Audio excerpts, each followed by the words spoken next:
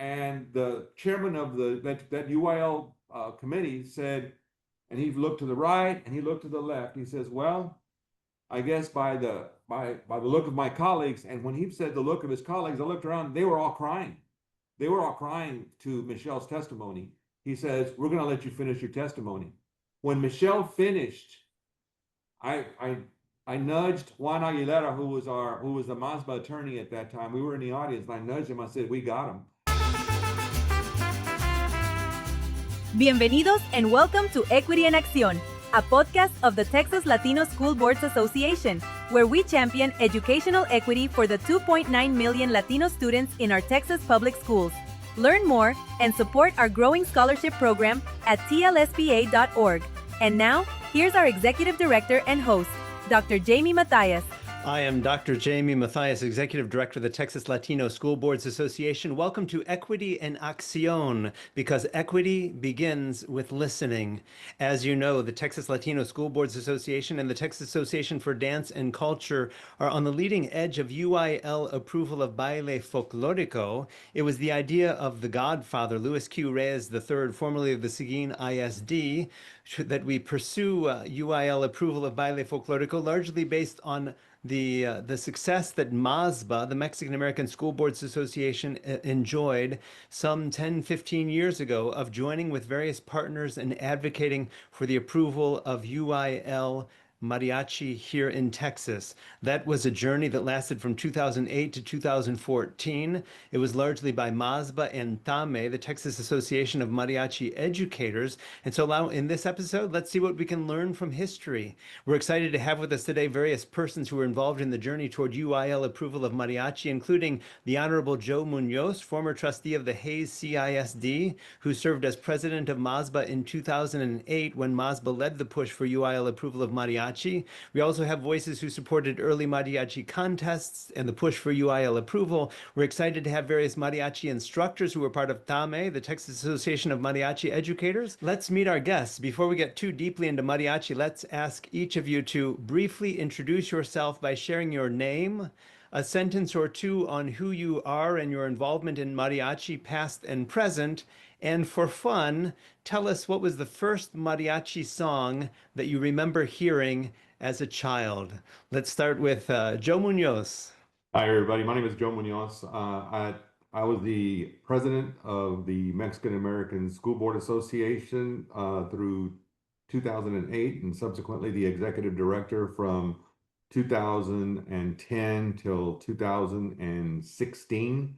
I was a former school board member at Hayes Consolidated Independent School District from 2000 to 2010, and my first recollection of a song that mariachi played was La Negra. Tremendous. Now we come to Michelle Quintero. Michelle, tell us about yourself. Well, thank you so much for the invitation. My name is Michelle Quintero. I am a third-generation mariachi player. I grew up with a family of mariachi business since at the age of probably maybe 2 or 3 years old. Apparently, I was singing, babbling before I could speak. But my grandfather owned was one of the pioneers in San Antonio. It was called Mariachi Los Parientes. We were all related, and I was kind of the first female granddaughter because it was more male dominated. And so I spent most of my childhood learning all the instrumentation of mariachi, pretty much living my whole life with my whole family, working together, singing mariachi music. So I had done it at a very early age and had been exposed to it as an oral tradition, which is where it comes from in our family, oral tradition.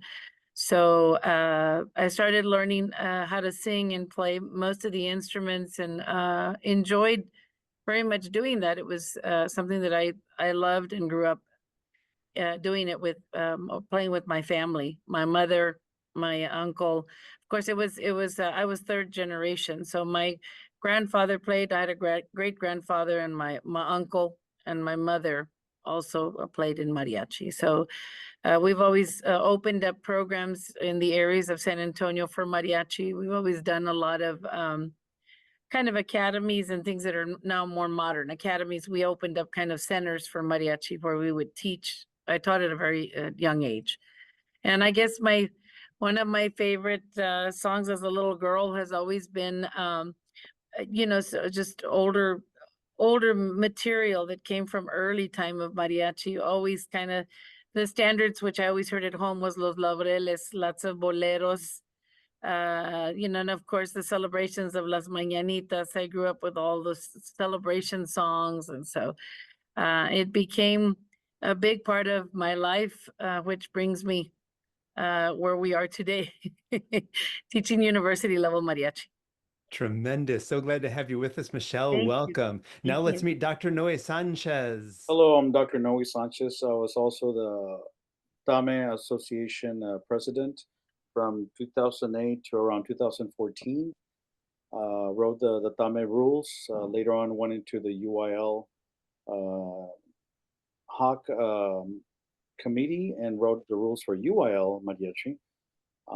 And Joe and I, we did a lot of the stuff for MASBA to start the movement. And my favorite, or the first song that I remember, was Las Mañanitas in my case. Tremendous. Welcome, Dr. Sánchez. Glad to have you with us. We also have with us Jose Solis. Welcome, Mr. Solis. Well, thank you so much for inviting me. My name is Jose Solis, and I'm the oldest of 8 kids. And I'm presently here in San Antonio. I'm a mariachi consultant. I was with Noe and Joe Muñoz. They're the ones that introduced me to TAME and MASBA. And in fact, I was in Hebbronville, Texas, and we won the 2A championship at Edgewood ISD. And I remember that Joe invited us to go talk to UIL. So Region 14, Charlie Cabrera, John Vela, and a few others, we went to UIL. That's where we met Michelle with Mariachi L the first time. And so the journey has been very positive, like I was telling Noe, and we've had some bumps on the road, but I love where we're at now. I did get to compete at the state mariachi contest with Burbank High School, and I was very proud of their accomplishments. When I got there, I was told that, Joe, you're in a school that there are a bunch of, excuse the language, they said cholos, and they're fighting and all this kind of stuff. And I said, well, okay, we'll make it work. But that we made the state finals that first year, and I'm very thankful to Noe, because he helped me get some music. Joe opened the door for us. Michelle opened the door. Michelle Quintero and John Lopez helped us out a lot too with different lessons. So I'm very grateful and honored to be here with you all. Thank you so much.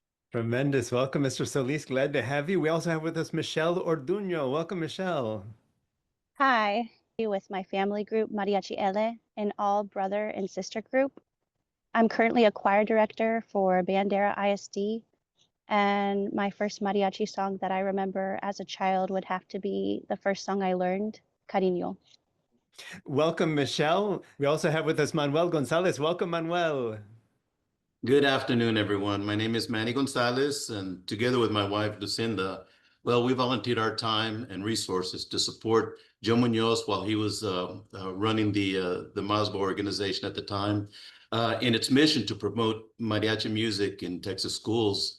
We eventually became the primary financial sponsors of the initiative and later played a key role in advocating for the inclusion of mariachi music in the UIL program. This was with the intent of helping to elevate its recognition and presence across the state. And as far as first songs, I grew up listening to mariachi music as it was my father's favorite genre of music. However, it was Jalisco that caught my attention. You see, I lived just 3 blocks from Texas A&I University, where my wife and I attended. They played an upbeat rendition of Jalisco, and it served as a school's fight song. So growing up, I would often hear this tune echoing through the neighborhood during the Javelina football games. It quickly became part of my childhood, and it just resounds every time I hear it and go to one of the football games. It was a nice way to grow up listening to the music. I love it. Welcome. Glad to have you with us, Manny. Are we ready to share some stories? We'll go to each of you in the same order. Tell us about your involvement in the journey toward UIL approval of mariachi. Joe Muñoz? Well, I got thrown into the fire, so to speak. I was a vice president to MASBA in 2006. The president then was Dr. Manuel Flores from the Corpus Christi Independent School District, and I was the vice president, and we had just gotten elected. We were at a meeting at the Emerald Beach Hotel there on Shoreline. The date was mid-January 2006. And the topic of discussion for our organization at that time was we had been doing a lot for school board members of Hispanic heritage, but we wanted to do more for our kids. And there was a gentleman from Southwest ISD, southwest of San Antonio. His name was Juan Alvarado. He was a school board member there, and he passionately spoke to our delegation about how children that were that belonged to mariachi groups throughout the state, if they participated in a competition, they were being punished and sent to after school detention, and because the UIL had not sanctioned mariachi like it had choir or marching band or jazz band.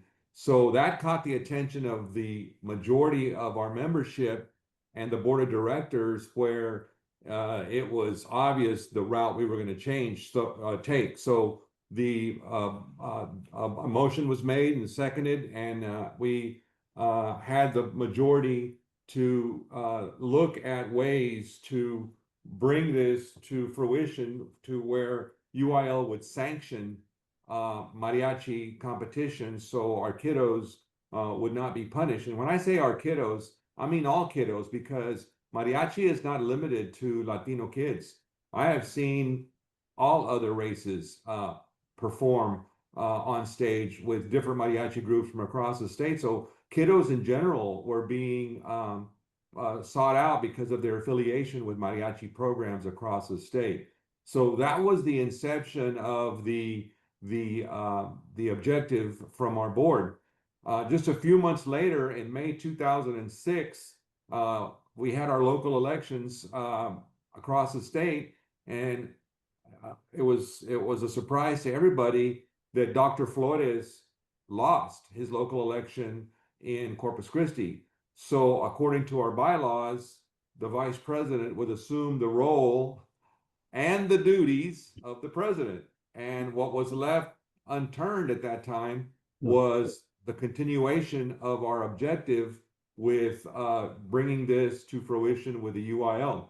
So I started working with Juan and Noe and Michelle and subsequently Joe in this objective. And we took a couple of trips, well, more than two, took about 3 trips to Austin to testify at the UIL. Now, our conduit at that time was Miss Belle Ortiz. Miss Belle was the executive director of TAME at that time, and she had an in with the Floyds. With Richard Floyd, he was the executive director at the UIL, and Robert Floyd at TMEA. And they had a lot of control over what happened across the state. So when Belle and I would go speak at the UIL offices with Dr. Floyd, you know, she was, like I was made a reference, it was good cop, bad cop. She was the good cop. I was a bad cop because I was bringing something to them. She would open the doors for the meetings, but they were very reluctant to our movement, because they said at that time that there was not enough mariachi groups within the state to justify the UIL moving.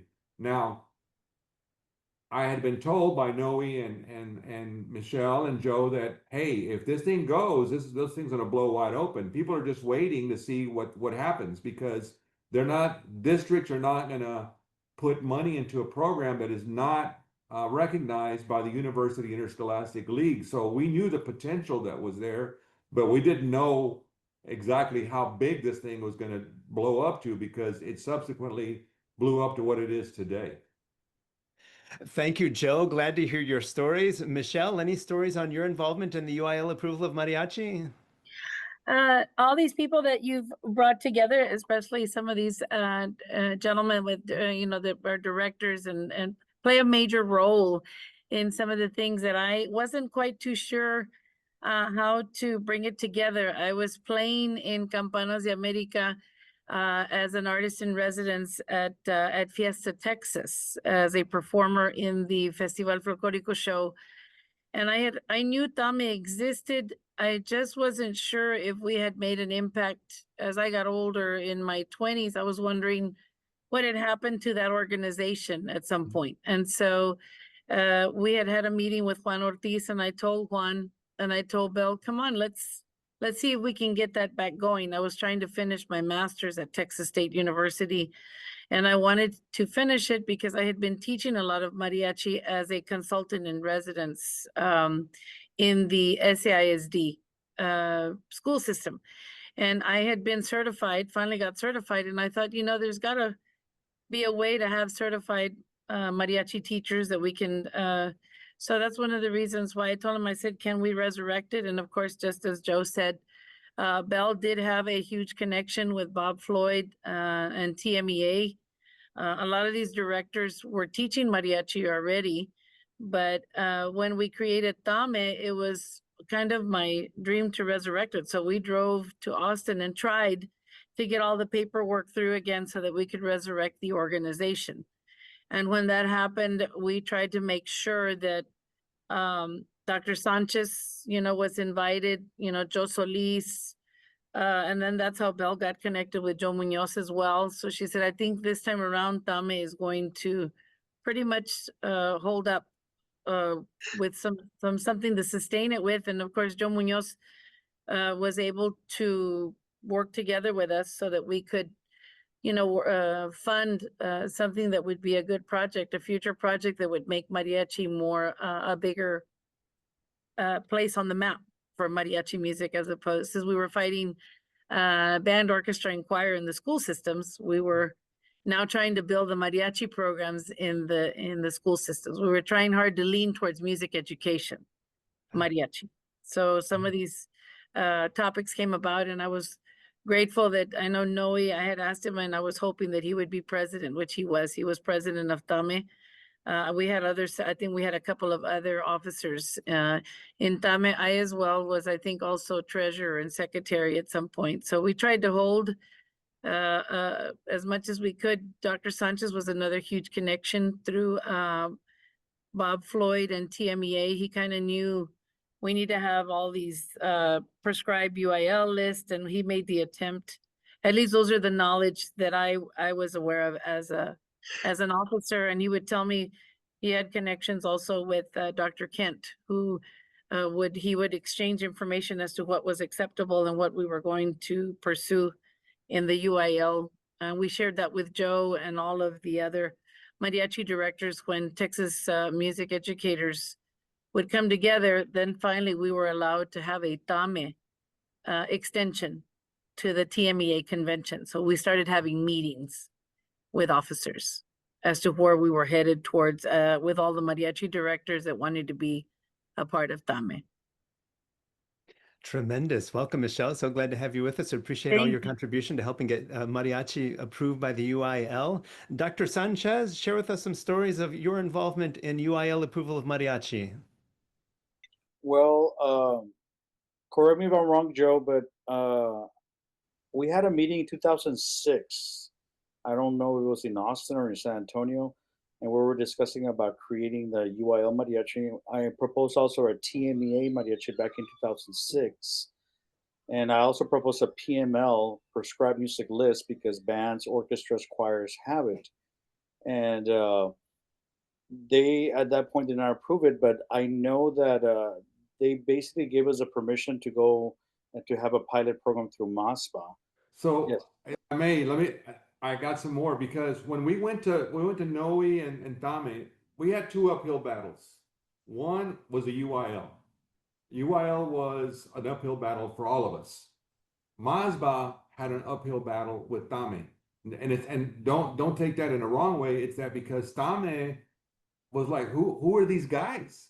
You know, they had no music education. They don't know anything about music. They don't know anything. But we had the passion that we had was for kids, and we had success in putting competition of whatever it may be. We had that credibility already, but we had no credibility with TAME. So TAME was looking at us like they were very skeptical of allowing us even within their meetings. I mean, I had to go in there and sell ourselves to TAME because I had sidebar conversations with many of their members. They're like, hey, we've tried this before and it's never worked. And you know, who's right and who's wrong? You know, they themselves had an idea of what they wanted to do, but they were not. I think us coming on board with TAME, I think that just gelled the whole thing, because once they jumped on with us and we jumped on with them, this thing just took off. But it took a few meetings for us to. They were very skittish of me because, like, who is this guy? You know, neither Noe nor I knew neither one of them. I didn't even know. I only had met Michelle Quintero through Juan and Belle Ortiz, who I initially had approached. So that was one side. The other side is and I'll say it publicly, Dr. Richard Floyd was not in support of this. And I had a board member, a fine arts director from Fort Worth ISD call me and say, I want you to listen to this, because they were about to vote this pilot program in. I got this phone message from this gentleman from Fort Worth, and the voice sounded like Richard Floyd saying, hey, the vote is coming up for mariachi, because they had these, y'all had regional directors, and they said, I hope you're with us in voting no. So he shared this because his passion, this fine arts director's passion was, he was all in favor of this. So I got Belle to get me an appointment with Dr. Floyd in Austin, with Richard Floyd, and me and Belle and I think maybe Michelle and myself went over there, and I presented. First of all, I came in there as the good cop, and I said, hey, so are you going to be supporting this pilot program? Absolutely. And I said, well, I want you to listen to this recording, and I played it for him, and he was quite surprised. He says, boy, that sure sounds like me, but you know how technology is. Anybody could, emulate my voice. So I said, well, okay, I'll give you that. I said, but if you support us so much, why don't you give us a letter of support? He goes, absolutely. And he thought we were just going to leave. And I said, well, okay, well, I'll step outside your office and wait for the letter. And Belle was furious at me because I was forcing this gentleman's hand. I said, Belle, we can't leave without a letter of support, because if he's saying we're going to do this, then show me. So his secretary came out, and then she handed me the letter, and Belle says, okay, let's leave. No, we're not leaving. I'm going to open the letter. So I opened it, and inside the letter was a letter of support, unsigned. It was unsigned. So I went back to the secretary. I said, look, I'm sure this was an oversight. So she took it back into his office, and she returned with a letter, and the letter was signed by Dr. Richard Floyd. But, me having a background in law enforcement, it was obvious to me his penmanship over his signature he was so mad that the pen was so deep into the paper, it almost cut through that paper. I still have that letter. So what I did, I immediately went and made Xerox copies of that letter, and I flooded the state with that letter. Next thing that happened is I hear the story about Michelle Luevano Orduño, about how she was taken aback because she participated in a competition that wasn't sanctioned by the UIL. So then we had Michelle come down there, and Michelle was the key piece that went to go testify, because we had gone a couple of times, and we went twice, and then went like 3 years in a row. And finally, the third year, I believe, after Michelle's testimony, and she had not finished. Michelle Luevano had not finished her testimony. Her 3 minutes were up, and they were very, very strict on testimonies. She testified, and she was continuing to testify. Her 3 minutes were up, and the chairman of that UIL committee said, and he looked to the right and he looked to the left. He says, well, I guess by the look of my colleagues, and when he said the look of his colleagues, I looked around, they were all crying. They were all crying to Michelle's testimony. He says, "We're gonna let you finish your testimony." When Michelle finished, I nudged Juan Aguilera, who was the MASBA attorney at that time. We were in the audience, and I nudged him. I said, "We got him." And next thing you know, they voted in, and we were now a pilot program. Joe, when we were there, you invited us to go there with Region 14. I don't know if you remember. And we were there that day that Michelle was being interviewed. And so I want to share this part because I don't know if you remember that they asked everybody to step out and they kept us in there. And there was the board was 9 people. Yes. I don't know if you remember that. And there was only one Latino, which was Muñoz, Mr. Muñoz, the one that was doing the art, the one-act play. And so one of their board members interviewed me, and he said, "Why are you bringing this before us? You know, we just heard this young lady." And I said, "Well, we're having trouble at our region from our school boards that they don't want to accept mariachi, you know, because we don't have your support." And he says, "Well, maybe it's because this music comes from beer joints and stuff like that." I said, "Okay, wait a minute. Let me ask you a question, sir."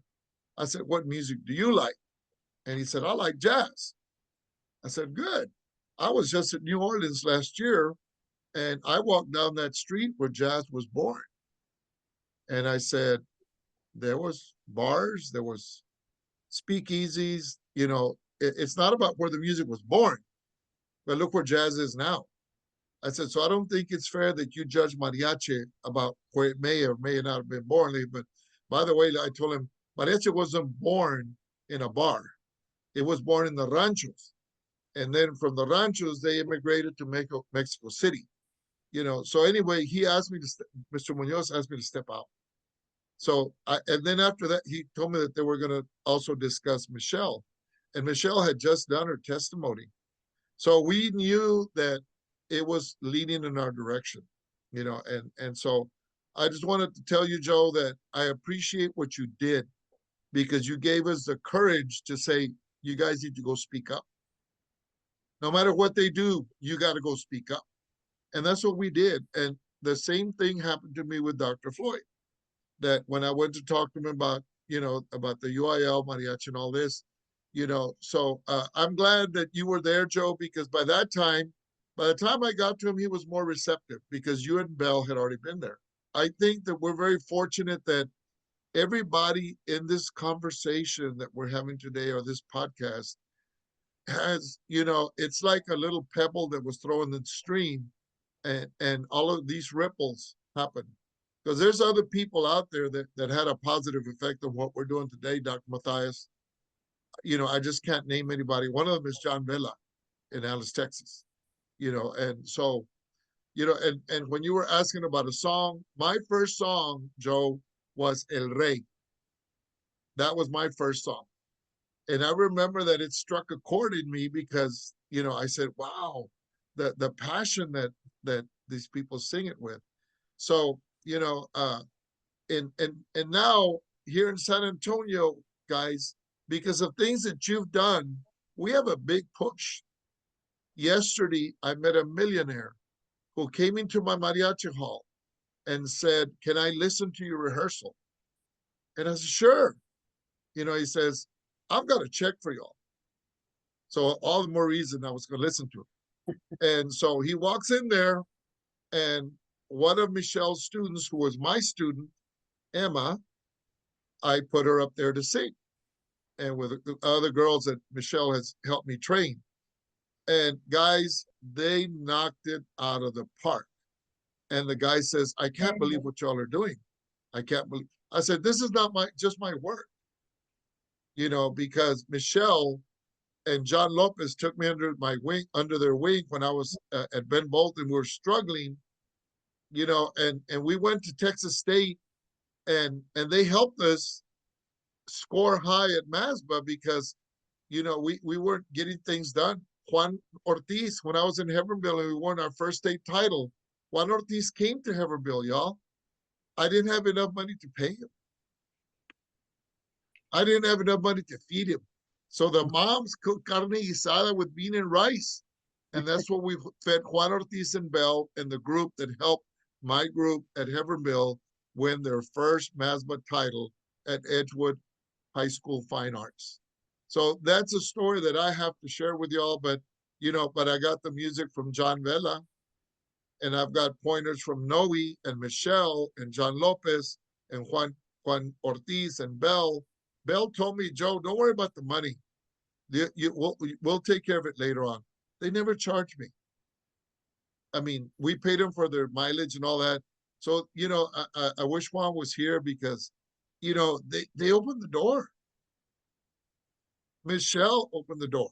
I remember we also had a meeting with Richard Raymond, Congressman. Yeah. Joe Muñoz, we went over there, and Dr. Ken was there, and George Strickland. And I guess that He was was my like ex-student. Richard Raymond was my ex-student, yo. Benavides. And I guess we discussed starting the UIL in a way, but that's I think when we actually took the pilot for MASBA, or they decided to take it. I don't remember exactly, but I guess my contribution, my contribution was basically, I don't know if I've ever told you this, but I knew we needed to do certain things the right way, the way they were doing them. So what I did UIL and TMEA rules, and I combined them, and I tweaked them toward Mariachi. So when they saw the language, that was, I guess, my instrumental in proposing it. They said, this is wonderful. This is like our bylaws or this, and I did the rules the same way for the competitions. And so they kind of accepted that really quickly. And so we went over and we had all these years through MASBA. And I thank Mr. González for funding us, because I don't think without you, we would have been able to do this.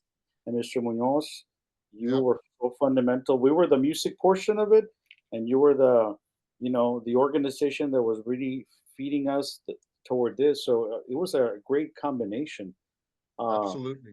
But from all this, we tweaked it, we learned, and eventually I think it got so big that UIL had to come over and say, we were going to go ahead and do this as a pilot. And I, at that point, left TAME. I was their president, and I decided to go over here to UIL and became part of the UIL committee. And I believe there were, I might be leaving some people out, but it was Ramon Niño, Rowena Dame, who's our secretary for UIL Mariachi now, Adrian Lopez, Jose Contreras from El Paso, Nelly Bonivicar, myself, and I might be leaving some people out, but we were the committee that actually decided we're going to do the rules for Mariachi. This is the way we're going to do it. And then we remember doing the first one at UTRGV, and it was a huge success. Yes. And then from that way, I don't think UIL knew. And then when they saw it, they were almost like, what is going on? Yeah. They were so amazed. Thank you, Dr. Sanchez. Let's hear some stories from Michelle Luevano Orduño. So we heard that Michelle was a high school student who had the courage to go and testify before the UIL board with some really tremendous testimony that moved some hearts. Michelle, tell us the story of your involvement. Yes, thank you. So I was probably a freshman in high school at the time, and my family group, Mariachi Ele, was performing over at the Texas Folklife Festival. That is where we met Joe Muñoz at the time, and my mom had shared that I was a finalist for the Mariachi Vargas extravaganza, and that I had also been punished at my school district for missing school to participate in the extravaganza events that week. I had been absent, and so I had to go attend a Saturday school because I wasn't at school. I do remember going over there and speaking. I also do remember that was the first time I tried some fancy shrimp and did not realize that it has a whole shell around it. So that was interesting. I also did want to share a little bit about how my family group was started, that we were given so many opportunities as we started up the mariachi, and that now I see today like these kids are given the opportunity in their schools to be a part of it, just like as a band, orchestra, and choir, now in mariachi, which is just a really beautiful thing. I even have a student this year in my choir that said that she was part of a mariachi in her previous school district that she was in, and then I got to connect with her on another level, so that was just awesome to see. But my family was given a lot of opportunities in regard to when I was in 3rd grade. That's when we started. I always wanted to be involved in music. Our school was giving guitar lessons, so then I wanted to do that. I signed up for it. My brother was in beginning band and he started the trumpet. This was also the beginnings of the orchestra program coming to the school district that I was in. So a couple of my brothers started playing violin. Violins were actually donated to our family from Mr. Fausto Gutierrez, and Sister Bernadine through the Archdiocese had donated 500 guitars throughout the Archdiocese to go into the hands of students, and it went into the hands of us as well. So we were gifted some guitars. We took some mariachi lessons over at my church, and that was the beginnings of our group. And those were the opportunities that were given to us. And so now just seeing these opportunities being given to students around Texas is just really awesome. Thank you, Michelle. Appreciate very much your words.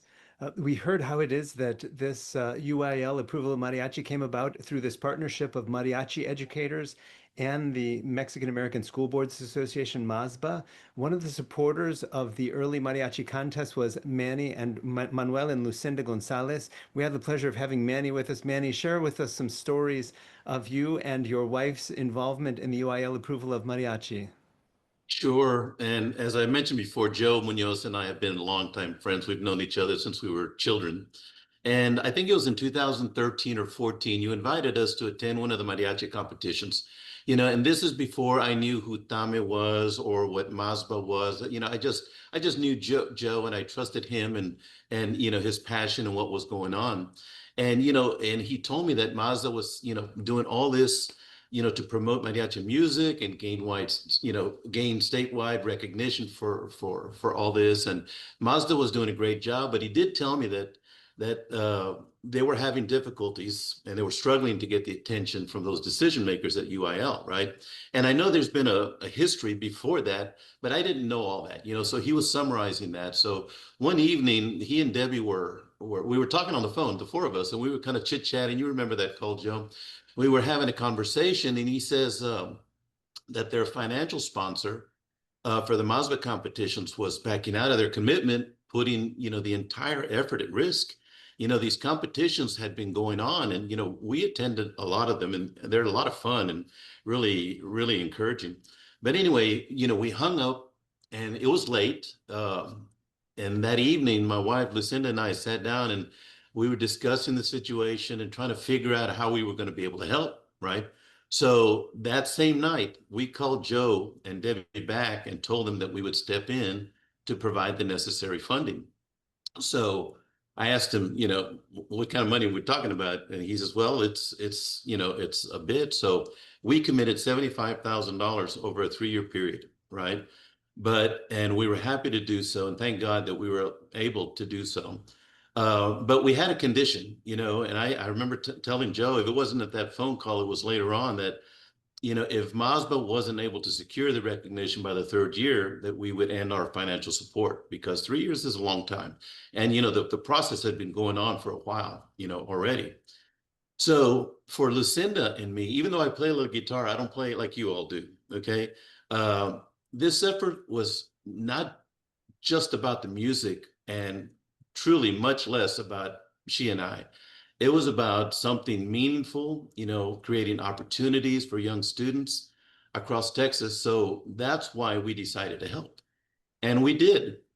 Once we got involved, we were immersed in it. We went to every competition. We loved the competition. We loved the kids. We loved talking to the parents, talking to band directors, talking to the teachers. It was very, very, very encouraging. and we weren't going to stop, right? And a little bit, we'll talk about that third year, what happened, because time was getting close after our sponsorship. In that third year, I said, Joe, we need to do something, because we have a 3-year commitment, and let's move on that process. So we can discuss that in a little bit, but the story, but wait, there's more to the story, right? But anyway, that's how we participated. That's how we got involved. And we were thrilled that we were able to participate at the time, and just thrilled to continue its legacy. Thank you, Manny. So there's the rest of the story. Let's open it up to see what other stories are coming to mind and or on our hearts as we think about the journey toward UIL approval of mariachi. Let's open it up. What other stories are coming to mind? Yes, there was. We were on a timeline, and and we knew, we started this movement in 2006, so we knew there was a light at the end of the tunnel that was no longer going to be the train, because we all knew, everybody on this call knew the potential of this thing.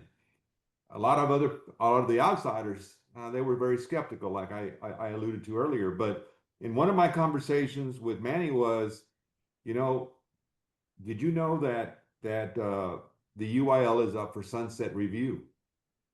And just in that conversation, he immediately said, well, I have a friend that's on the state legislature that sits on that committee. I said, who is that? He goes, Richard Raymond. I said, you know him? He goes, oh, yeah, we went to school. We're good friends. I'm like, can you get an audience with him? Because if he's on the sunset review and the UIL is coming up, I think this might be, the end of our partnership, which is, it's a sad but happy. It's sad for us to cut ways with the competition and let the UIL take it over. But that was the intent from the get-go. We knew we were gonna have some good times, but in the end, we were gonna have to just step back and let the process take with the UIL, as Dr. Sanchez had referred to. So he, as in Manny González and his wife Lucinda, arranged the meeting with State Representative Richard Raymond, and I believe I went to John Belle and got was it a viruela, Manny? Yeah, it was. Let's back up a little bit. So let me pick it up from here, Joe, if you don't mind. So I've known Richard for years. I used to work with his dad at one of the state agencies, and I got to know Richard, and everybody knows Richard. Some of you have taught him, grew up with him. He's from Benavides. He's just a great guy, right? And he's still in the legislature. So, and our relationship with him, you remain strong even now. But when Joe was telling me all these things, it became more than just let the music speak for itself. And that's just sometimes not enough. There are other ways to get people's attention. So what we did is said, look, let's do what others do when let's kind of act like lobbyists, though it wasn't a lobbying effort, but let's support, let's campaign, and let's tell the story in a different way to different people and try to get a more direct line of communication to the decision maker. So I called Richard. He answered the phone. I said, hey, Richard, let's get together. So I told him the story. And my wife and I did set up a meeting with him. And I think, Joe, we had several meetings. I think you came with us the first time. And I'd met with Richard on other things, and I know some other representatives and all that, so there are processes. But after explaining to him, he says, well, why won't they do this? I said, that's the question. These efforts from MASBA and from TAME and everybody else, the competitions, people just didn't know what, how much has already been put into this. And it was at a stalemate. So Richard helped us gain an audience with the right people, right?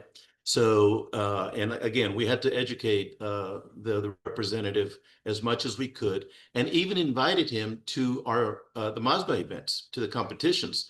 And yes, I had specially made for him a vihuela from Mexico, designed for him, and it was a gift that we gave him, and we presented it to him at one of the events. Remember that, Joe? It was great, and he was very thankful for all that that we did, but more importantly, what he did for us. So in those meetings, we presented our case. We did have the representatives from UIL, and respectfully, I don't remember their names. I know you do, Joe. But we had these discussions, and you know, the question was, why aren't we just doing this? And the question that he was asking is, why aren't we doing this to the UIL folks? What's stopping us, right?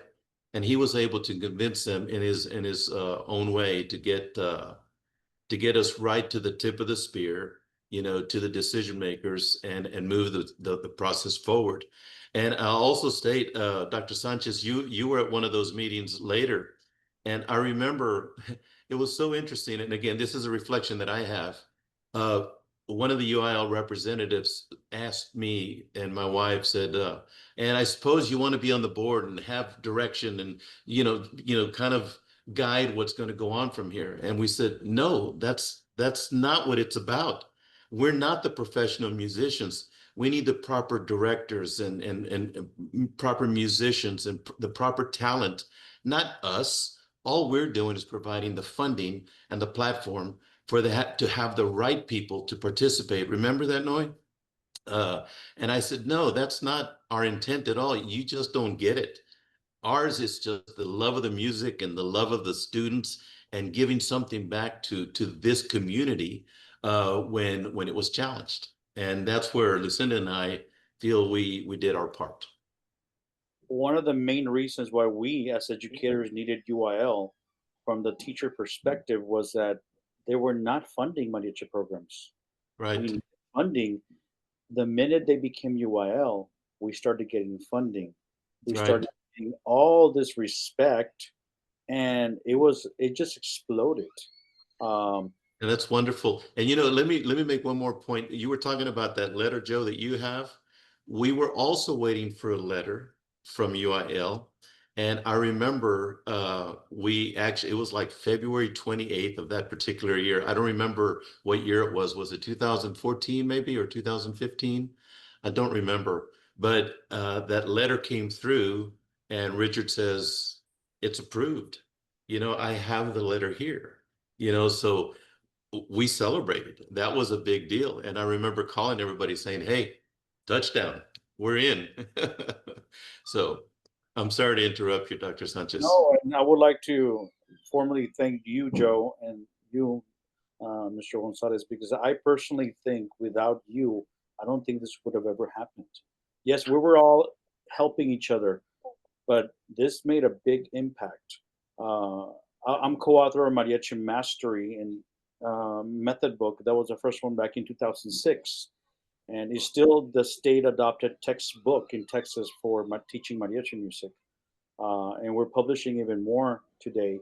And it has exploded. But I mean, this movement, a lot of people were influential. And I guess my part was basically making sure that everything was, you know, all the T's were crossed and everything when it came to the music portion of it, and to guide everybody there in the right way. But I'm very grateful for all of you that was contributing, because I don't think this would be here today. Manny is correct. I remember the conversation where the individual from the UIL kind of like, well, you guys are going to run this? Like, no, we're out. MASBA is out. The sponsorship is out. It's going to be your watch. And they're like, well, who's going to be the guy? Who's going to, I said, he's right. I mean, Dr. Sanchez is right. I mean, right there. He's right. I remember even talking to Dr. Kent after that meeting, and Dr. Kent was high on you, Dr. Sanchez, you know, and I still saw the hesitation from the Floyds, even at that meeting, because they were very hesitant, because I don't think they knew the potential that we all on this call saw, that this thing was going to implode once, because everybody, I knew my colleagues across the state that were school board members were all hesitant on creating a program that was not funded, and they weren't going to put any money into it, that had no credence with the university interscholastic league. And you know what? Rightfully so. The rest of us saw the potential. We thought, man, as soon as this thing hits, even here at Hayes, I was always told, we're fixing to build our 4th high school at Hayes Consolidated. And I say we, because I'm still a former board member there, but we said that they said, we're going to do one mariachi group at Lehman. And Hayes will have a jazz band or orchestra, but that's it. And now all 3 high schools here at Hayes Consolidated have mariachi, which they never would have done if the funding wasn't there and if UIL would not approve it. I know that that's the same for districts across the state in talking to my colleagues across, because everybody was just hesitant, waiting to see what's going to happen with this thing. And the ones that did take the faith, and I call them the 75, because I think that's the number we ended up with when 75 groups participated. We started with 11, and just a few years later there was 75, because every year we were gaining some traction. And especially when, then we had an in with the San Antonio Livestock Show and Rodeo, and that's where the Hebronville group was showcased, because they were the state champion that year. And people were like, what? Those are kids? Those are high school kids out there performing? And Joe Solis brought his group. And I remember the look on some of those kids' face. This was the first time they'd been outside of Hebronville, in a yellow dog. They pulled up in a yellow dog, And we stayed in a hotel, Joe. Remember, you got us money for a hotel, Joe? For a hotel. So, there's a lot of back things that happened, but everybody in the core group contributed in their own way. And to me, the infighting stopped. Even the TAME people that were skeptical were now on board, and it was just it just steamrolled with everybody's participation. It steamrolled, and we are all blessed, everybody on this call, because everybody contributed in their own way. I think that if it wouldn't have been for Juan Alvarado to have the courage to speak up in January of 2006 to the MASBA board, I don't know where we would be at. Still trying to find out what level of music, that they were going to be, allowing, because, we did have some initial struggles, because some bands were playing easy music and getting straight 1s, perfect 10s.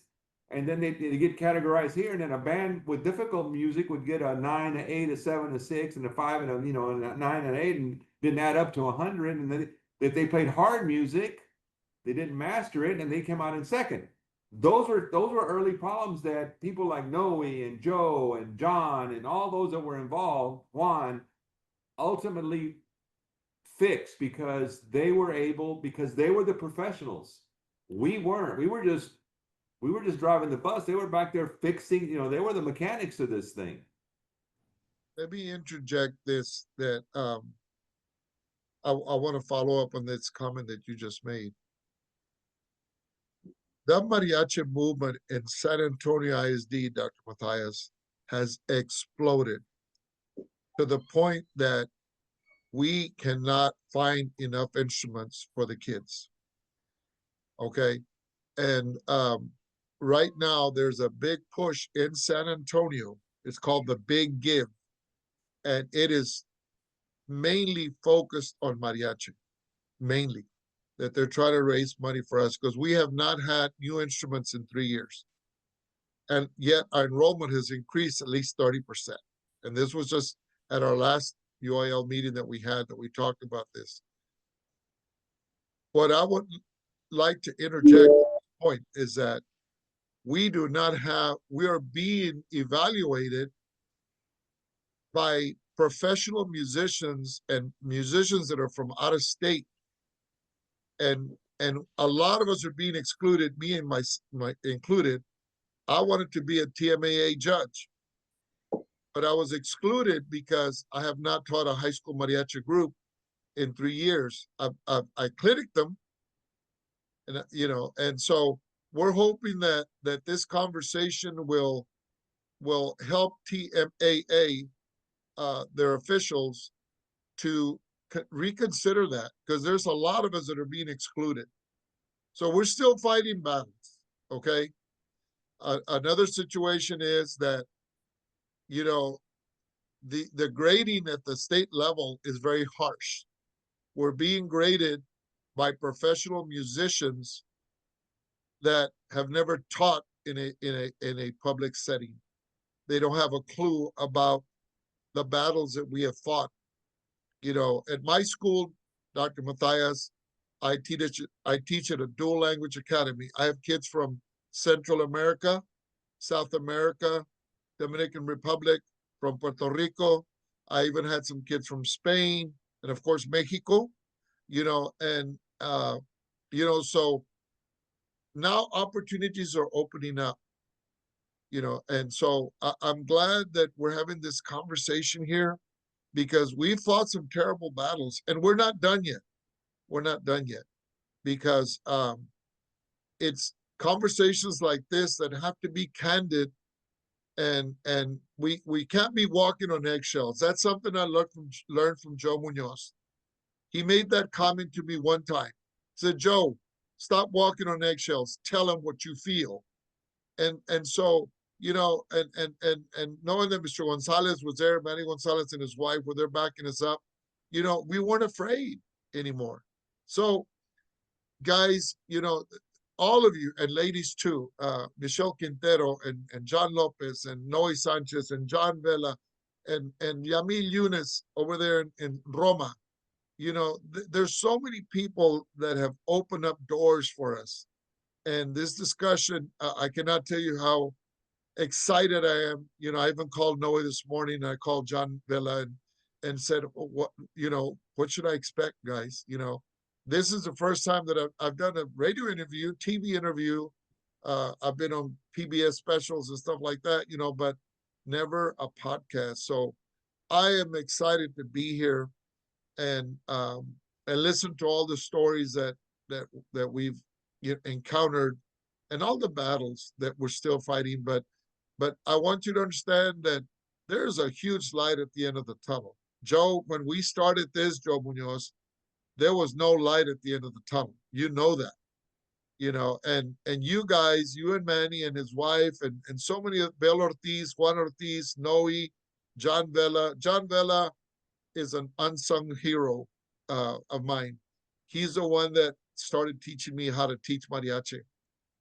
I'll tell you this much, and because I want other people to speak. In 1988 in Fremont, my head director, Mr. Ernesto Cortez, he said, Joe, we're going to start a mariachi program. I said, sir, I don't have a clue what you're talking about. He says, I'm happy with the jazz band. And he says, no, I'm not asking you. I'm telling you, we're starting a mariachi program. It's a directive. I said, well, I'll tell you what. Can I give up jazz band and just do mariachi? He says, well, come to the rehearsal and then we'll talk about it. Dr. Matthias, they were singing the Laureles off of Canciones de Mi Padre by Linda Ronstadt, and the end, the rest is history. I got to a point in Benbowl one day, Joe Muñoz. I was driving back after having a battle, an executive session about mariachi with Mr. Bueno, one of your camaradas, and I said, you know what, guys, I'm not gonna do this band and mariachi gig anymore. I want to do just mariachi. My wife said, baby, let's go to San Antonio. And the rest is history. I started working here with SAISD and then the Tobin Center for the Performing Arts. And unfortunately, we ran out of funds. And that's why they did away with that program. We lost 150 positions just a year ago. So we're trying, this big give, you know, is a push in the direction of getting a lot of those instructors back into SISD because we have so many kids. In my school, Noe, I have a 4th grade mariachi, a 5th grade mariachi, I have a 6th grade mariachi, 7th grade mariachi, and an 8th grade mariachi. And they're fully instrumentated. But my 4th grade mariachi is on hold right now, Dr. Matthias, because we don't have instruments for it. Bottom line. They gave me $900 to buy supplies for the entire year. $900. $600 to pay for contest fees. It's $350 per group. And they want us to attend 2 contests with, you know, for sure. And I said, that does the math doesn't add up, gentlemen. If you want us to attend 2 contests, you should have at least given us $700, but you gave us 600. So there's battles that we're still fighting. But again, you know, Joe and Manny, you guys taught us how to fight. So, hey, this big dog ain't through barking. You know, we're going to get what we need because we learn what to do. And when we have people like Noe and John Belle, and, you know, I haven't even talked about Elio Ramirez Cotula. He's got one of the finest mariachi programs. And Joe, there was a gentleman from there that helped us out. He was a former board member. Do you remember was his name Trigo? Yes. And, you know, Elio's from Kingsville also. There you go. And Mr. Trigo was the one that invited us to go play at the first MASBA with Mr. Bueno. And I took Prima. And they're the ones that said, hey, how come you guys don't have a competition? And that was like in 95 when we first had the conversation. So I just wanted to share that with you, and I don't want to take up any more time, and I'd like to hear some other stories from other people. Well, on a comment that Joe made, because I was not even aware of this, but Juan Alvarado in Southwest ISD was my board member because I started Southwest ISD Mariachi program in 1993. There you That was my go. first job, and when I left, there were over 500 mariachi students. Yeah, and Sylvester has taken the reins. I mean, Sylvester says that Juan Alvarado was his mentor, and Sylvester had been a board member for 35 years, maybe. Yes, when I was in San Antonio, I was the coordinator for the Mariachi Vargas Extravaganza for at least like 8 years. So Mariachi Vargas would send me all the music, I would notate it, and that was one of the first ways we were able to start doing a lot of the arrangements. Yes, John Vela, Laura Sobrino were pioneers in publishing mariachi music, but then Mariachi Vargas was able to come over and I transcribed all of this music, which we have all records of that now. It's another reason how I would learn to arrange, because you could not take an arranging class. And I even taught the course at arranging for mariachi music at Texas State University for their degree.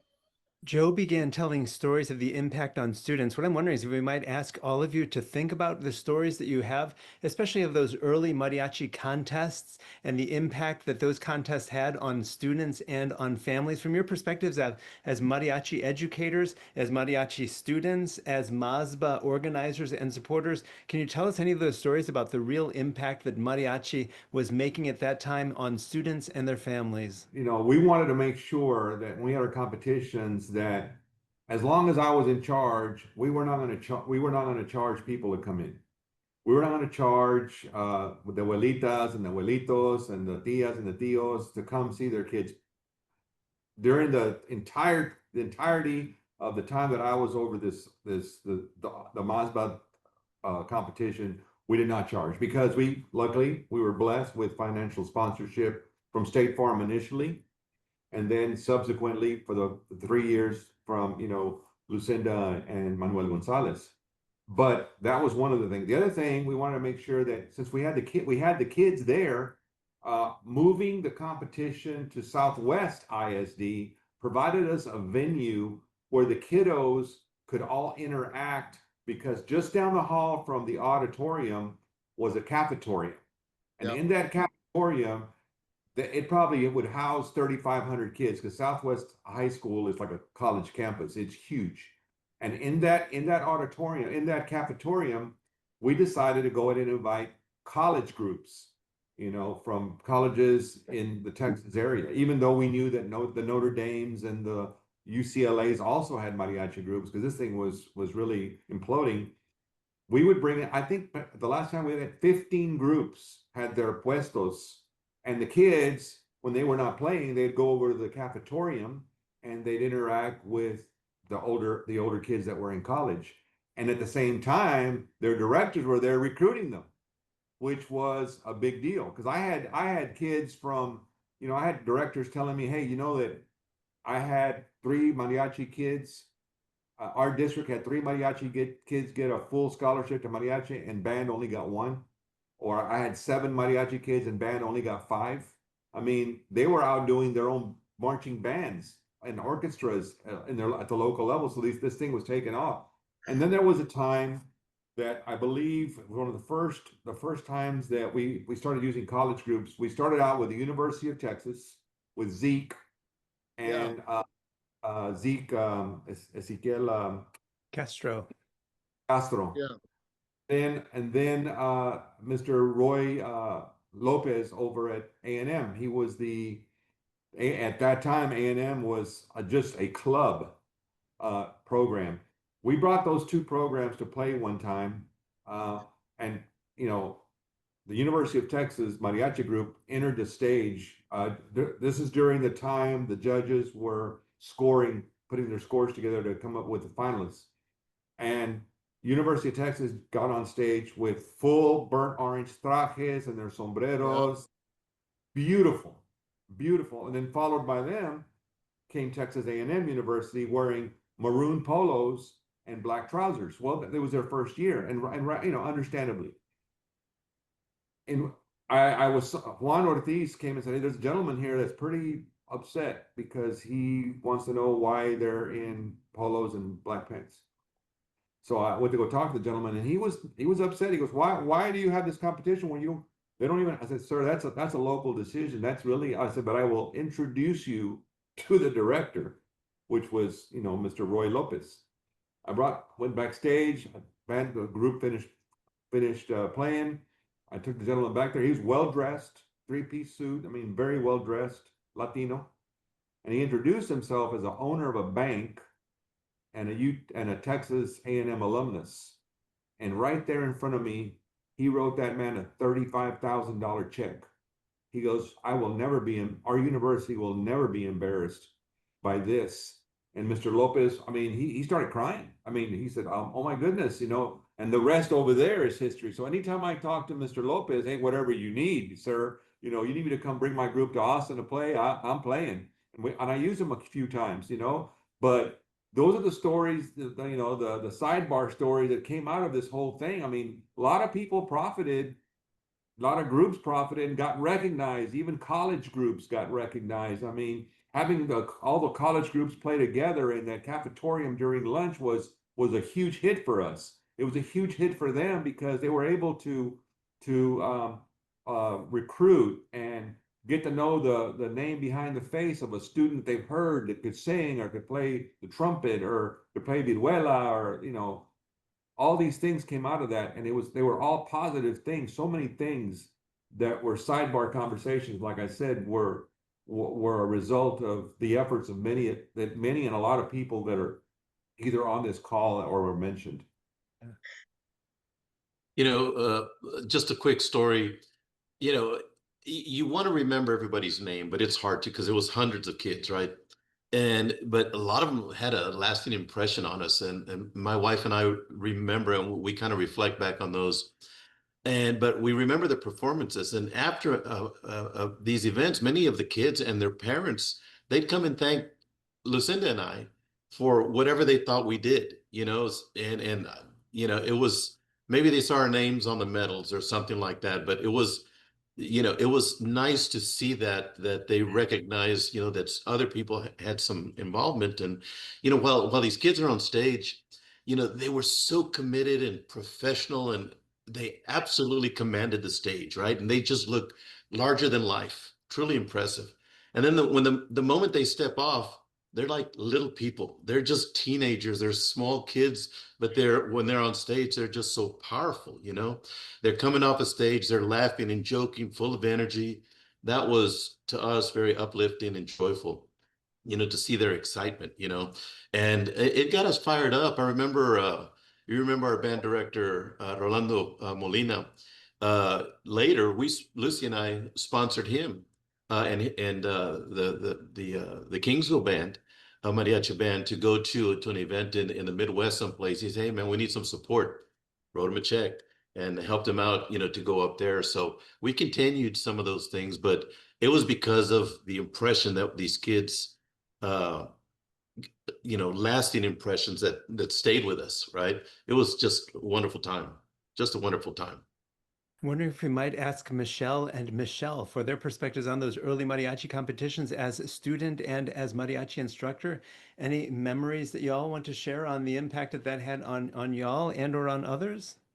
I guess just participating as a student in competitions. It was more participating with my family, and we weren't actually allowed to compete because of our age range. We had a 10-year age range between our whole family, but we were always super included in those competitions as a showcase. We were allowed to compete individually. Michelle Quintero was actually my voice instructor. Um, and it was really awesome to connect with all the other kids like over there at the competitions and stuff. It was just like one big family. Everyone just had so much fun with each other.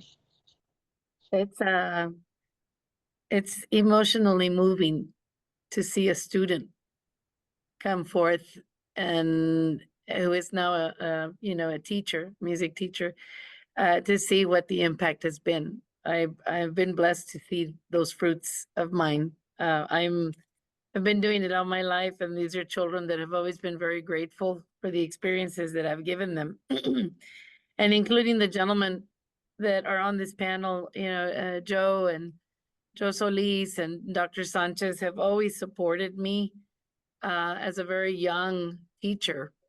Being female is not easy in this particular genre of music. It's important to be respected for what you know. And so I'm very grateful. Thank you, Michelle, and I'm so proud of you. It's wonderful to have had her here. It was just, I never imagined this would do a full circle. So she was one of my students that I do know came to me, and I want to make sure I'm right.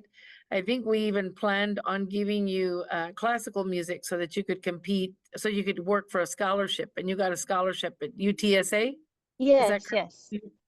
yes. She came, and I knew she wasn't able to completely be acknowledged as a mariachi voice student. So I said, let's teach you some mariachi, but let's prepare you for UTSA and teach you some classical music, which is what my training as well was. And so we prepared her classically. And then she exited my studio, but gratefully thanked me so much because she had gotten some scholarship money to go to school. And because of all these gentlemen here too, that has led for me to be, I was one of the first female UIL judges, all state. I really didn't pay too much attention to it because I've always been treated as an equal, but I did turn and I saw, and a lot of my colleagues said, you're one of the first UIL all-state mariachi judges.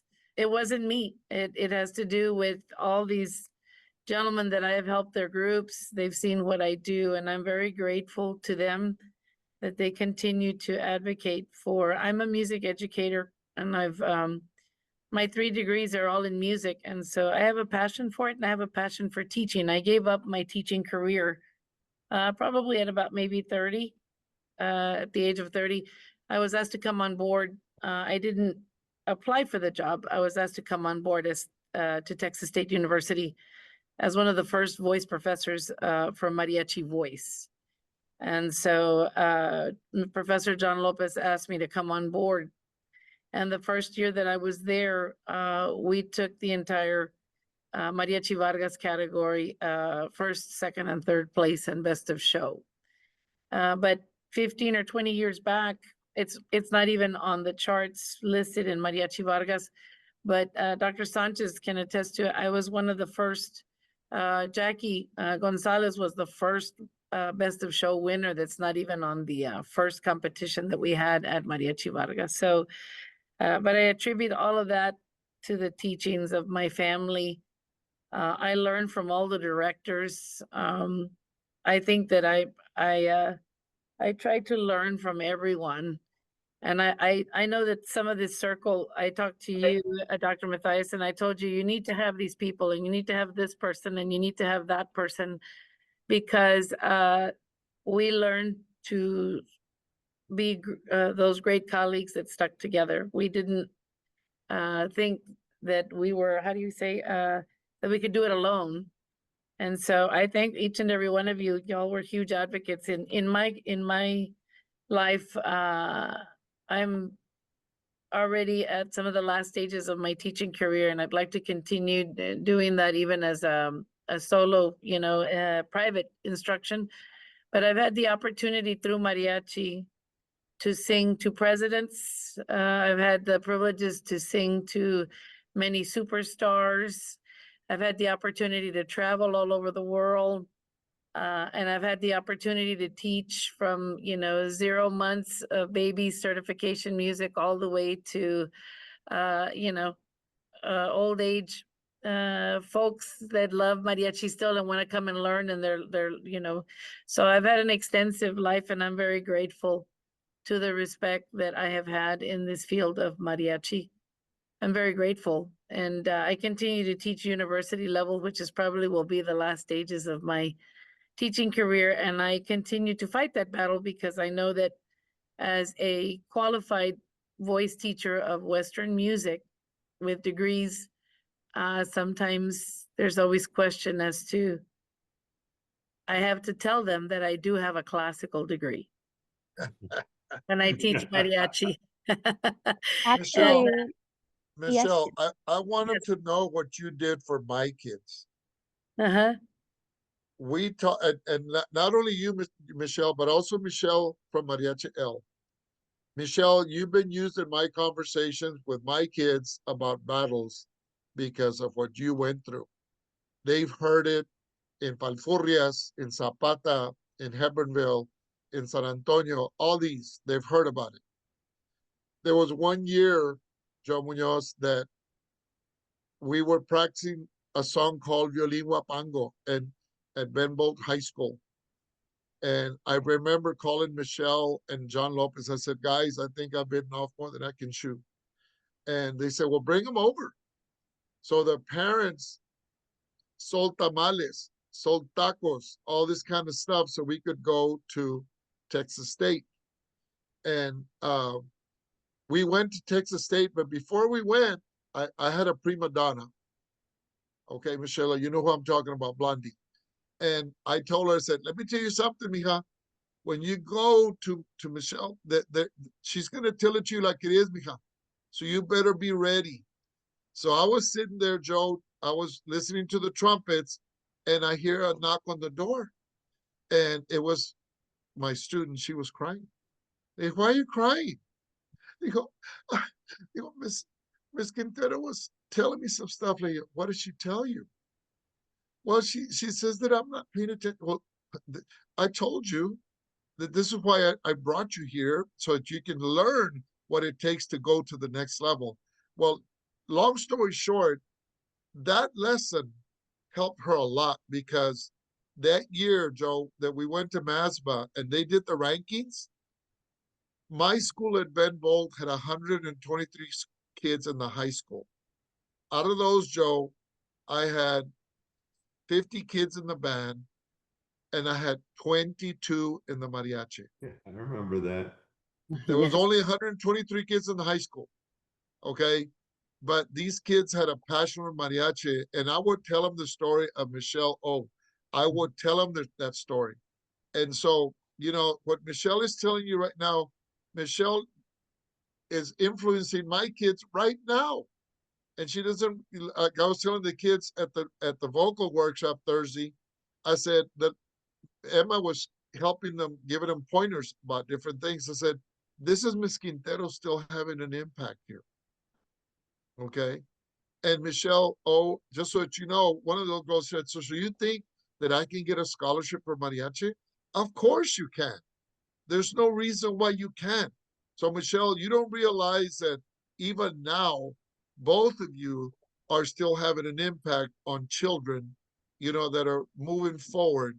And the song that I played with Hebronville, Joe Muñoz, the mariachi, the Mi Cascabel, that I played with a high school that we won the state championship, these 7th and 8th graders are doing it right now. Okay. But it's because I've had a lot of people come and influence me and help me. And Joe, you and Manny, you need to understand that you lit a fire in me, man. And it has not been put out. They call me El Necio because I will go ask for whatever I need for my kids. I'm going to ask.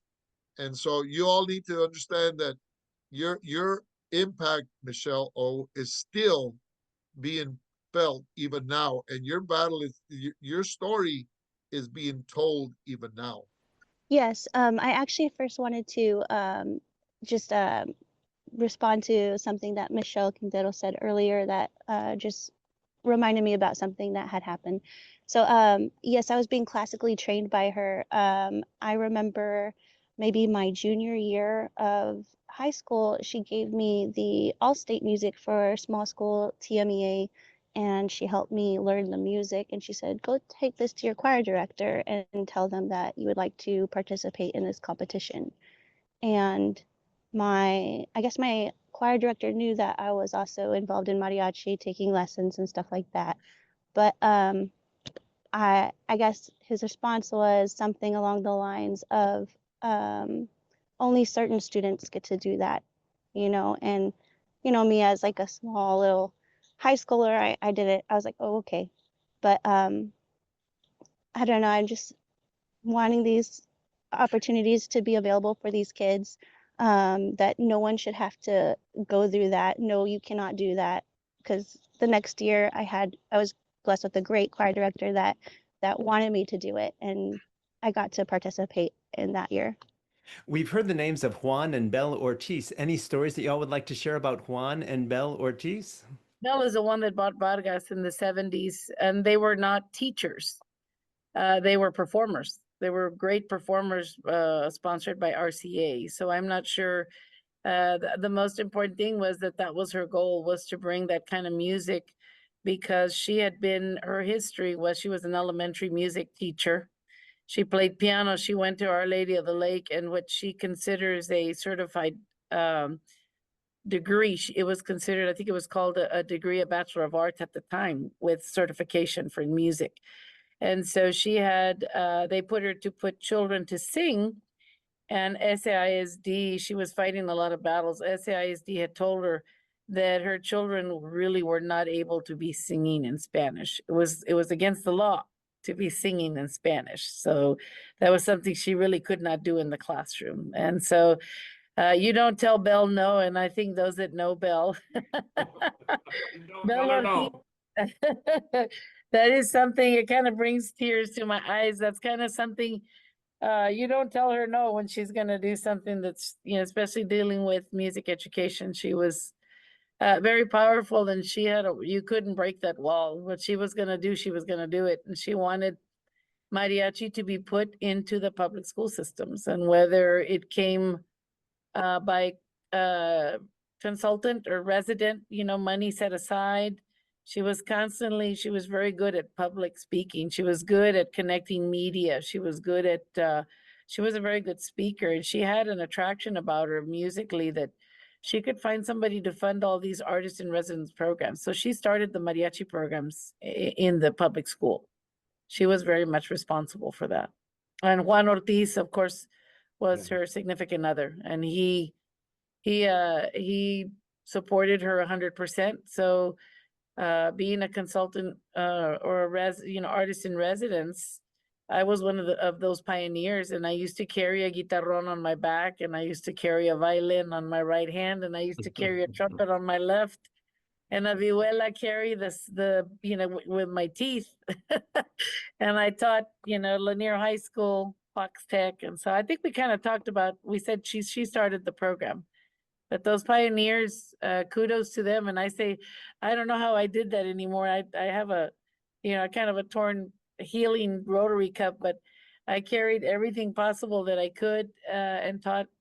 She had us teaching at Lanier, Highlands, Highlands, some of the middle schools, and going to traveling for any music teacher who knows what that's like is disastrous. It's just, you never have anywhere nobody really knows, you don't have a home. But we never gave up. So it's a good thing. A little bit about Juan Ortiz. Juan was the first director to a university mariachi group, I want to say in the nation, at Texas A&I in Kingsville.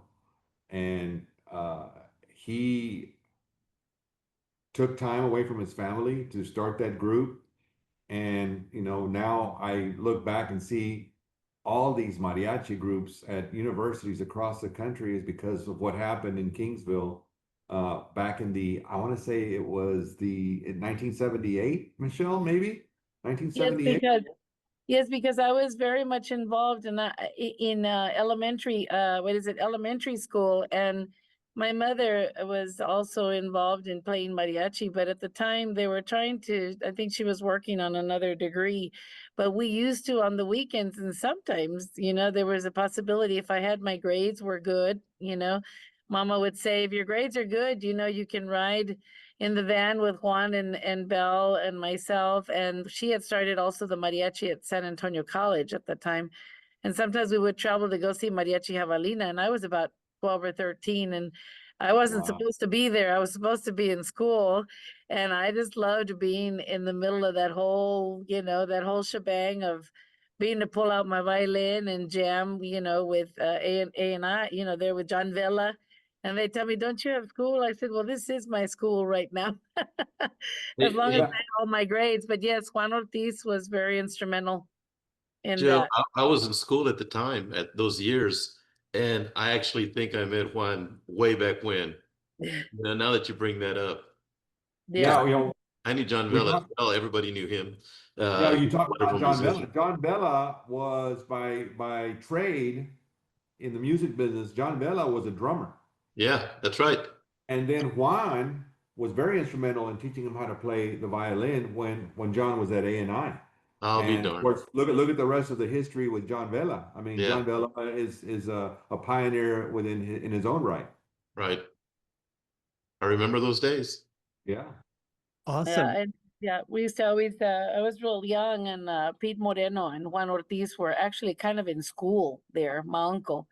And so Belle would go down there, and we'd all go in a truck and go down there and jam with him as well. And I was having a blast. As long as I could keep my grades up, I could go and jam, and go play with him. So a lot of those people still, Ana Uriegas, we used to travel, go see them down in the valley, and they were all playing mariachi. We were all playing mariachi. So the music is still very much alive, and it's very much a part of San Antonio, this whole southern Texas. It's now when I travel to do clinics in Albuquerque and in the valley, or I leave to do, it's amazing how all these mariachi people are they're all over now. It's just a big, yeah. And there was a shirt that Belle created at the first conference, and it was called Mariachi Vargas, and it kept saying, what did it say? Something like mariachi fever is what the shirt had. It's an old shirt my mother had, and it said, it catches you, it's mariachi fever. And that was the first shirt that came when Vargas arrived to San Antonio for the first conference of mariachi. Thank you. Are we ready for some concluding words? Let's go around the circle and ask each of you to share some concluding words and perhaps even a call to action. We'll go in the reverse order, the way in which we introduced ourselves. Manuel González and then Michelle Orduño. Manuel, some concluding words? Sure. First of all, I'd like to thank you, Dr. Mathias, for including us in the forum. Even though Lucinda couldn't make the podcast today, she sends her best. And it's interesting, usually financial sponsors are long forgotten, but Lucinda and I were pleased when you included us here today. And of course, at the MASBA event in early 2020, we were honored. I mean, that was a great event, and we still think about that. And just some final thoughts. So why do we do this? Why do we volunteer for things like this, right? For Lucinda and I, it wasn't just about the music or the competitions or our culture and traditions. We like to look at it that it's also about giving and philanthropy, right? I mean, giving something back. We have a motto in some of the things that we do personally.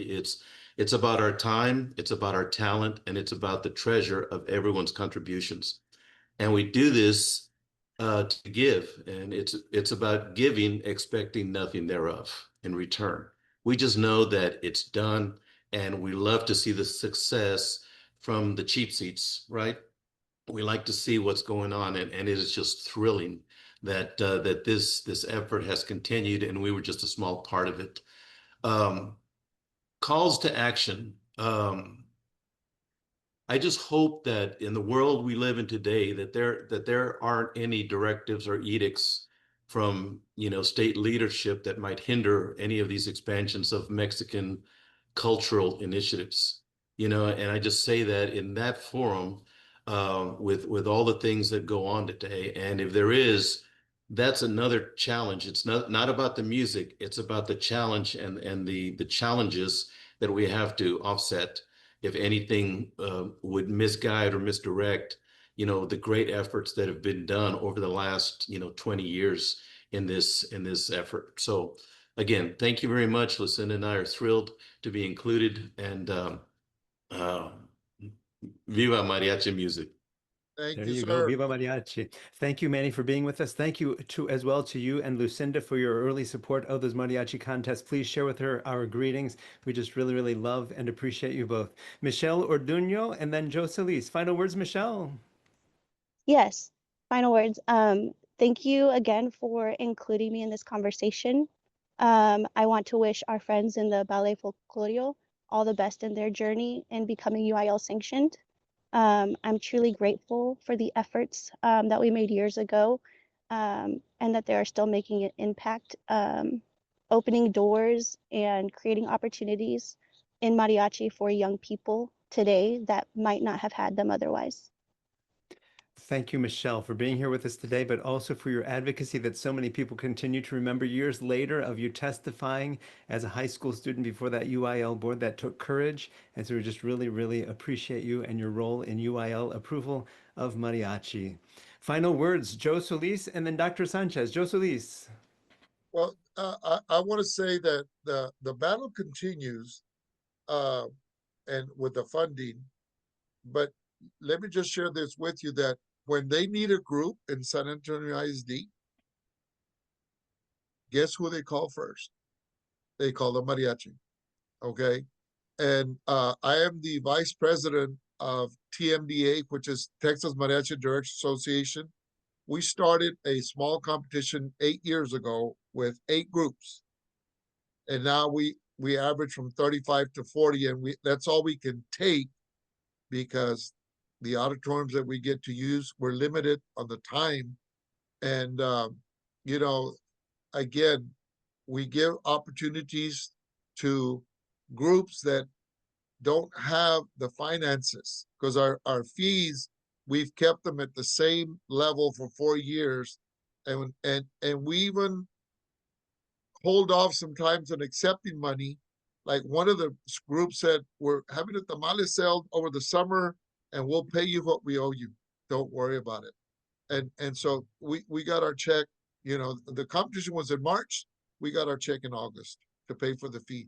And that's what we're about, TMDA, and so we still have a battle to fight with as far as funding is concerned. And I think that this move that Manny started with his wife about providing funds, now other people are catching on to that, and so yesterday we got a donation for $10,000. And the gentleman that gave us a donation, he said, Mr. Solis, I'm going to come back and visit with you. And I want to know why your 4th graders don't have instruments because I'm going to help you get that done. So again, all of you young people, all of you that are out there, Joe, Manny, understand the influence that you've had on us. We're like my grandfather would say, somos como perros en barrio ajeno, pero we don't put our tail between our legs. We bare our teeth now and make sure that our kids, like Michelle O said, that our kids receive what they deserve, because that's how I went to school. I was told by my counselor that he had a job for me at the filling station, y'all, when I was a senior. And I said, no, I want to go to college. And he says, well, we can't help you. So I talked to my band director and he said, here's the music that you need to practice, just like Michelle was saying. And you want to go to college? This is what you have to play, this hard. So I had to give up basketball and baseball my junior and senior year, Joe, so that I could learn that music because it was so difficult. And that's how I went to Texas A&I as a Hoggy, and with a 4-year scholarship. So again, Michelle, all of you, thank you so much for inviting me. And those are my parting comments. Thank you so much for inviting me to be here. Dr. Matthias, you and I are going to talk some more. Thank you, Mr. Days. Thank you. Solis. Thank you for your presence here, but also for your role in UIL approval of mariachi. We'll go to Dr. Sanchez, then to Michelle Quintero. Dr. Sanchez. I would like to thank all of you. And I think all of us have done history, but you know, this is like you say, Joe Solis, this is not over, and we're gonna keep fighting. And I'm so happy that I was part of this and I was able to contribute. Thank you all. And I thank you, Joe Muñoz and Mr. González, because I think you guys gave us something that we needed. And I was just fundamental in doing the, you know, the music portion of it. But thank you, thank you, thank you. Thank you, Dr. Sanchez. So greatly appreciate your presence with us this evening, but also for your role in the UIL approval of mariachi. We'll go to Michelle Quintero and then to Joe Muñoz. Michelle Quintero, some final words. Just a big thank you, Dr. Matthias. I don't know where the, I guess the curiosity came about for you to put this all together, but it's a long tale of a story that starts many moons of decades of when Mariachi Vargas arrived to Texas. I was there. I must have been, I guess, about 10 or 12 years old when they arrived to the United States. And my godmother, Belle Ortiz, was the pioneer to bring them to, and she did. That's what she was going to do. And she brought them, and that's where that all began. And she's not here with us today, but I'm very grateful to her. She was the fairy godmother. I always say the godmother, but the fairy godmother who pushed and pushed, and she kept saying, Michelle, you can do this, Michelle, you can do that. And my godfather, Juan Ortiz, as well, always pushing. And I believe in education. I believe in music education. And I believe that every child should have that opportunity. I know the fine arts are always, it's so hard to fund them. But as a music educator, I have learned to do so many things to fight for that. I've learned to be a grant writer. I've learned to ask for advocacy. I've learned to figure out ways how to raise money. And I've also given of my free time to many of these directors and tell them, let me help you. It only empowers them even more. And it's also taught me how to fight back. I teach my kids to speak up. And that is why my first success, of course, as far as my youngest singers, I do have two artists that I must say, Sebastian de la Cruz Charro de Oro became very famous in his time. And now the next one is that I have right now is Mateo Lopez. I wish him the best of luck in his career. He's another little charro out there who had just is everywhere. He's all over Mexico. He just got through singing with on the Kelly Clarkson show, and all those accolades. Those are my paychecks. That's all I need. And I'm very grateful for the acknowledgments of being recognized in this field. I'm very humbled by it, and I'm very grateful that I found my destiny at a very young age. So it's to serve, and children deserve that opportunity. So thank you so much for that, allowing that advocacy. And thank you, gentlemen, so much. I appreciate it very much, spending time with y'all, and y'all have a good night. Thank you, Michelle. Thank you for your time with us today, but also for your role in helping us to secure UIL approval of mariachi as well. And last, and certainly not least, we come to former MASBA President Joe Muñoz, who was an organizing force for the UIL approval of mariachi. Final words, Joe Muñoz. Well, you know, my background has always been about being fair across the board. And our kids in Texas public schools involved in music, in whatever, whether it be jazz or marching band, that there should be a level playing field as there is today because of what the University Interscholastic League did for our kids. And when I say our kids, you know, I said it earlier, is that the kids that we see in these groups today are not predominantly, it's not a predominantly 100% Hispanic group. We've got kiddos from all races that have picked up the love for mariachi music. And that to me is inspiring, not only for the kids that are currently going through the mariachi programs, but the younger kids that Joe Solis has in the 4th and 5th grade, because at Hayes, when I first brought it to our board in the early 2000s, we didn't have any money either. And the music department gave one of our Carlos Maldonado, who I'm sure Michelle knows, probably one of her former students there at Texas State. Carlos was he was just like the elementary mariachi director. And we started those kids in the 4th grade. And then we sent him to Mexico to go buy $900 worth of instruments. And there he goes. And they go down to Mexico and get, the best deal they could for these kids.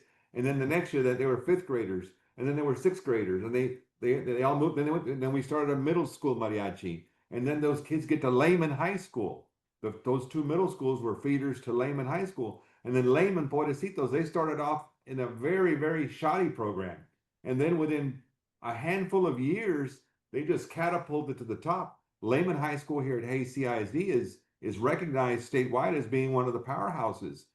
Because those kids started that program. Those are kids that started in the 4th, 5th grade. So I see the inspiration that these kids have now, from the younger kids to the older kids watching them, and then the kids that are in college and all these university groups that are popping up all over the country, and they're tapping into Texas mariachi students to go to their universities, wherever it may be across the country. So it's all inspiring. It's just a big old snowball. And just for what happened in that board meeting at the Emerald Hotel on Shoreline Drive back in January of 2006 has just blossomed to what it is today. But it was not a Joe Muñoz thing. It was everybody that contributed. I mean, there was so many names that we haven't even spoken about here today that contributed in their small way. All the granules of salt have made that hourglass flip. And there are a lot of people that did that. And those that are out there that were not named today, you know who you are, and we appreciate your efforts. And whatever small or large, however you did, even to the gentleman that purchased the trajes for Texas A&M, it was a big thing for them. It might have not been a big thing for him, but it was a big thing for those kids and the kids that came after them. Has just snowballed to what it is today, and all the programs that have popped up across the state of Texas. Cada granito de arena, ¿verdad? Thank you, Joe, for your leadership of MASBA and for your willingness to step in and help to lead the UIL Approval of Mariachi as well. We want to thank all of our panelists for inspiring us with their stories today. And we want to thank all of you for tuning in for this episode of Equity en Acción, not only for your time today, but also for your support of our Texas public schools and for your support of mariachi and baile folclórico. Thank you for joining us for this episode of Equity en Acción, because equity begins with listening. Gracias. Thank you for listening to Equity en Acción, a podcast of the Texas Latino School Boards Association. If you believe in equitable public education for all Texas students, join us and support scholarships for the graduates of our Texas public schools at tlsba.org. Hasta la próxima.